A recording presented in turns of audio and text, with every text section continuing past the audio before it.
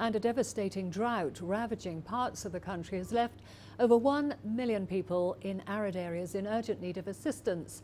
Schools in affected areas have been hard hit, with several shutting down due to a lack of water and food for the students. Our correspondent Robert Nagila visited one school in the Rift Valley that is a lifeline for both students and the local community as the drought bites.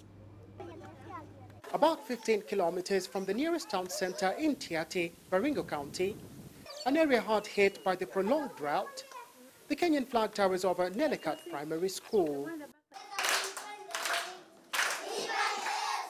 With only 2 classrooms made of iron sheets, pupils take turns learning.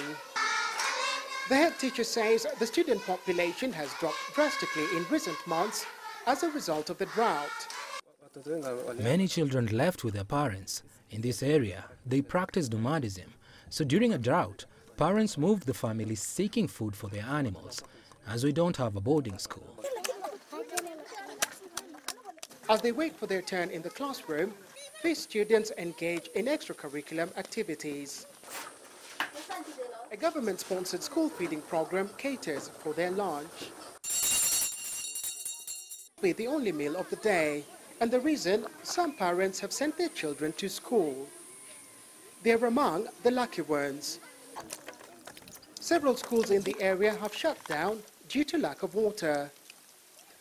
In arid areas, schools such as this one are a vital resource for the community.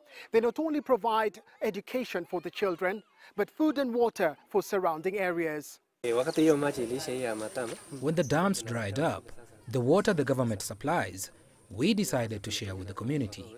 You can't refuse. Some are very old, others are very young. When they hear we have water, they bring their jerrycans. Behind the main block, on top of the school's water tank, a young boy draws water from the tank for community members. Water delivered 24 hours earlier by the government is almost over, and they hope to be resupplied soon.